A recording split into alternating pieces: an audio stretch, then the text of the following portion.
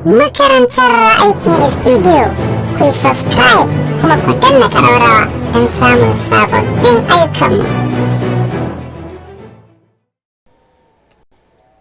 Assalamu alaikum wa rahmatullahi ta'ala wa barakatuhu. Ma'abuta kallon wannan tasha kenan mai albarka, makarantar aikin studio.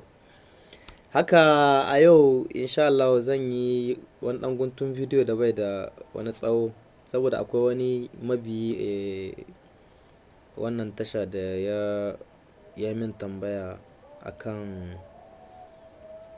ya ga yawanci ina ayyuka. Akwai cikin wani bidiyo mara na dan fara yin magana irin na ya nake iya maido wasu abubuwa a keyboard, kamar muna ce musu racouci a nan da harshen faransanci, yannan kuma yawanci wanda suke aiki da harshen ingilishi suna kiran shortcut.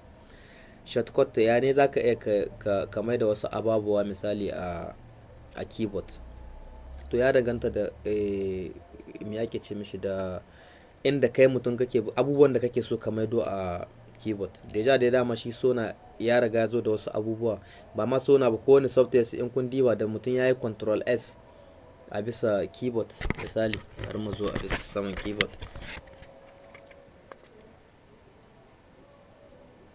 Misali da mutum yayi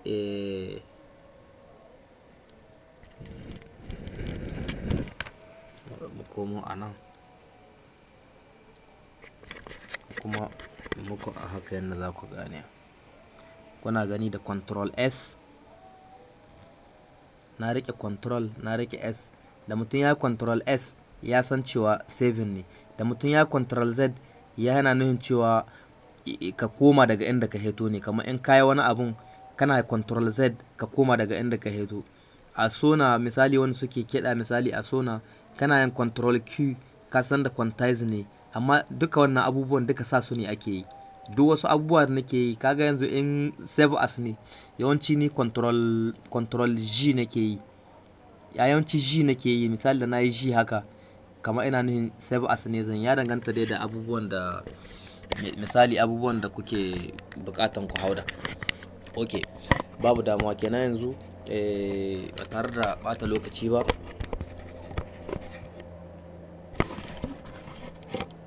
Kamar ba mu dama mu samu yi da abin ganin. Ok, ba tare da bata lokaci ba zan shiga a cikin, tunda bidiyon ba wani mai tsawo bane ba, saboda dai ku fahimci in mutum yana so ya yi shortcut kin shi da ina ne ya kamata a ce ya shiga, ya zo ya zana wannan abubuwan. Ba damuwa kenan za mu shiga gadan-gadan a cikin shirin shortcut. Kamar yadda na ce muku hanya biyu ke da kwai wurin shiga cikin saitin. Saitin duk dai abu guda na saiti, kamar yadda zaka saita abun, ko kuma mu muna cewa parameter haka da harshen faransanci, ko kuma saitin. To ina zaka shiga a cikin saitin? Bisa keyboard, inda a sona platinum kake, a bisa keyboard zaka danna. Tun da yau zan magana ne bisa duka sunonin da suke gabana a halin yanzu wanda suke dan gare ni, ku gane ina ne mutum zai shiga ya samu shi wannan. Yanzu dai zamu fara da platinum ga yana, tunda da platinum da bandlab suna da yawa, da sona x1 x2 x3 duka abun gansu guda ne. In ma mutum ya buɗe in ba ya lura da mi aka rubuta ba a bisa screen ba zai ma iya fahimtan ba wancan sunan bane ba. Duk kusa ga yan abubuwa kalilan ne aka kara a cikin wani, aka yi wani version. To kenan P za a danna ko P. In kuka danna P kuna gani duka saitin zai hito ga yana. Kun ga na danna P, saitin yana hitowa. To ina za a samu shortcut? Sai an maido a nan, saboda yawanci in mutum ya riga ya hau da sona a nan yake zuwa. Kun ga in mun yana nan akwai abubuwa da yawa ga sunan da babu su, bakin nan ne, daga nan ne zuwa nan. Kenan sai an maido bisa advanced ko avance, in da faranshi ne ka hau da sonan ka, mode avance kenan. Don ka advanced ba bisa basic ba, advanced ko avance. Ka gani a lokacin za ka gani abubuwa ga sunan duka sun hito waje. In yau an ka hoto nan kenan sai mu abin da muka nan gaba ga nan kuna ganin keyboard shortcut ko kuma raccourci de clavier. Shi keyboard shortcut sai mu danna cikin shi. kenan in muka danna za mu samu wuri biyu, ga wuri ɗaya nan, ga wuri ɗaya nan. Nan abubuwan da ke da kwai ne bisa keyboard kinka, kenan nan ga sunan duka keyboard ne, ga su. Kun ana gani in muka ɗauka tun daga A B C D har Z ko kuma A B C D har Z, ga sunan kenan ya danganta da wace leta haka so. In muka ɗauka me ake cewa su control su duk wani abu dai da ka san akwai saman keyboard kinka anan za ka gan shi duka. Yanzu in kuka ɗauka kun gani da ne muku magana bouncing wannan abinda zai sa misali in kai highlighting ko kuma kai selectioning guntaye da kai su koma maka ɗa guda, shi ne muke kira ai bouncing ko. Ina ganin yawanci duka masu dai aikin studio bouncing suke ce mishi. Wala don ka bouncing kenan sai in komo a nan, sai in komo ga nan tunda wani biyu ga abun duka ana jan su. In dai ka zo ne ɗan plus haka kana aika ja shi saboda in hina haka kan gani sunan bai hutu balle ka gani, kenan sai ka ɗan ja shi yanda zai buɗe aka gani. Sai mu ja kaɗan sai mu tayi saboda ga bidiyon ya tayi tsawo, shi yasa nake nan ga ja irin yanda dai za ku fahimta. Tunda kuna ai karanta ga sunan a rubuce sai ku ja sannu tunda mu yanzu bouncing muke nema. Dama ina son in bisa lamba ta B in hau da bouncing, kenan ga bouncing nan gashi nan sai in taba bouncing sai in koma bisa B sai in yi kilikin haka.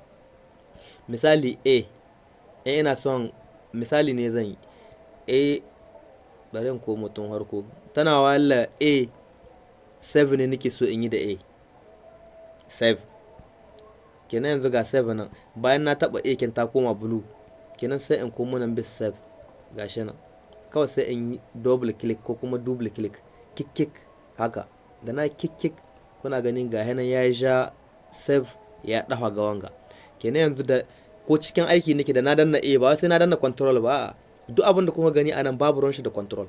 Duk wani abu da aka ɗauka anan ba sai ka yi control wannan abun ba, shortcut ne da ka danna shi dai. Misali B ina danna ba sai na yi control B ba, ina danna B kawai bouncing zai.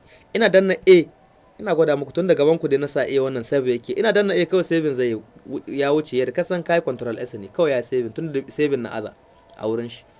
In kuka diba exporting, saboda exporting A ne sai ne zaba saboda ga yan mance kwa, tunda exporting da A yake da E yake fara ga yana sai na ɗauki E sai na hauda bisa exporting.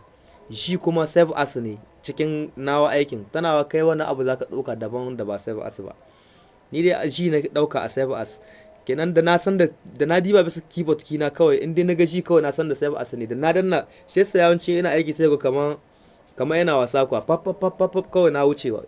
Tunda in aiki ya riga yan mutun yawa in ka ce komi sai ka shiga cikin menu, misali cikin bari mu shiga kamar misali ina son in shiga cikin wani abun ga, sai na shiga cikin nan in ɗauko abu kaza bouncing, sai na shiga cikin track in ɗauko bounce delete waye da waye, to duka kun gani abun zai ɗauka min lokaci.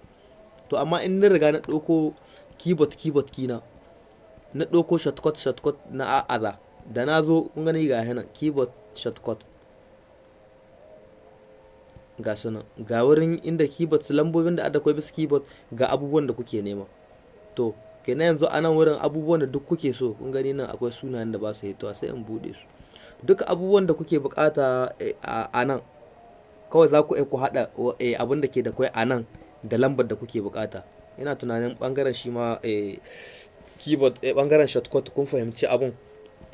Yannan kuma in dama ka ma san sunan abun kenan ba dole sai ka yi ta bibiya wanga abun ba. In ka san sunan mi kake nema kamar ka ga yanzu nominalizing kenga, ina nominalizing nake nema kawai zan iya rubuta nominize.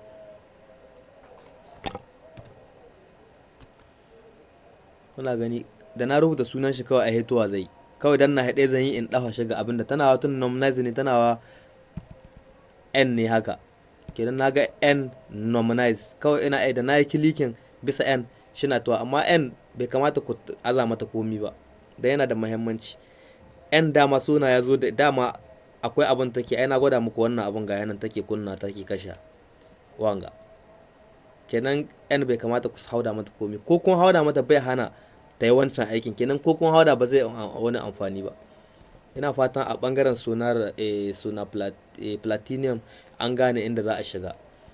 Kamin nake hita daga cikin shi na ce a danna P, in kuma ba P ken aka danna ba, a nan ne ya kamata mu shigo cikin edit. In aka shiga cikin edit sai a zo cikin preference shine ga nan P, kenan dai duka hanya guda ce gashi. To da kuwa ta shige-shigen nan shi ma shortcut ne, ba dama haka sona yake zuwa da abin shi, da ka danna P kawai ba sai ka tsaya kaya wani ka tai cikin wanga ka sabu ko ka a kawai ya hito directement ka nemi abin da za ka nema ka wuce. Sai mu liƙe wanga sona, sai mu tai a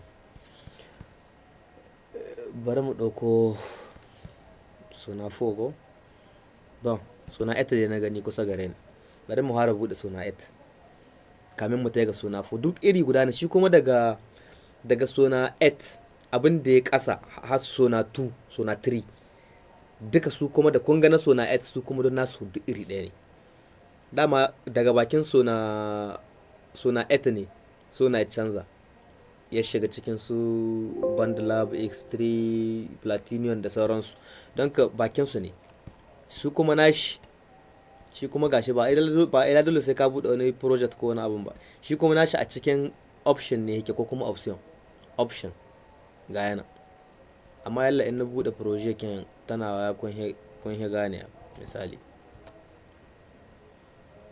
tunda ya an buɗe project wanga abun karuwa suke yi ga sunan. Kenan dai ko duk inda dai abun ga yake dai anan ne gashi. In muka shiga cikin option ga yana shi kuma nashi can kuna gani keyboard shortcut ne, amma kuma nan key blending ne, key blending kenan shi kuma shi zamu danna. Yana buɗewa ma za ku ga da wanga da wancan duka iri guda ne, bambancin su kawai sunan da aka rubuta ko kuma inda za a shiga a gane shi. A can wurin P zamu danna, a nan kuma kuna ganin cikin su ma duk abun guda ne ga yana. Ka zaɓi lambar da ka so, ka zaɓi abin da ka so, ka yi kilikin kawai ya hau. Ko cikin irin a ce wani sona 4 muka shiga da sona 6, ina tunani ya kamata a ce yana da sona 6 a nan, duk da dai ban cika aiki da ita ba. Bari mu gani cikin familin kekol.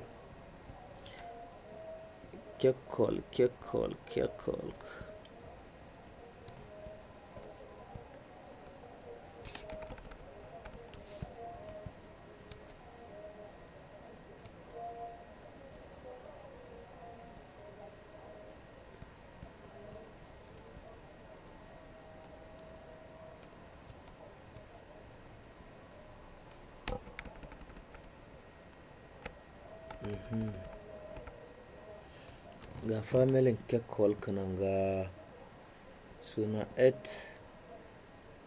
8 ga sona 4, an tunanin nasa 6 ga sona 4 nan. Duka dai abun gan guda dai ne, sona 6 sona 4 sona 8 duka iri ɗaya ne. Wanga yana ne akwai wani abu da yake aiki da sound card, shi yake ni. Akwai wani abu wanda yake nan ga aiki da sound card, da yake nasa kamera da abun wannan, nasa kamera nasa earpiece kina sound card yake da muhawaran haka nan ne. Shi ma gashi in muka buɗa da yake dama ba aiki nake da shi ba, shi ina installing shi ne kawai saboda wasu effect da dole cikin shi ne ke da kwai su. Muhawaran haka nan ne kawai nake saka shi, ban cika aiki gaskiya da sona 4 ba. Shi ma ga option ne, sai mu shiga option key blending. Kun ga shi ma dai da shi da 8 kin duk guda ne. Key blending yana buɗewa, da mun shiga ma ciki yana buɗewa, kuna ga shi ma duka iri ɗaya ne. Shi da yake ban aiki da shi wani misali dama yawanci a exporting nake sata, exporting audio go ga yana exporting audio ya hau. Kenan yanzu da na danna kawai jira ta ma exporting ne zan yi. Ina tunanin shi ma dai a bisa harkan shortcut na keyboard. Allah ya sa kowa ya fahimci abun.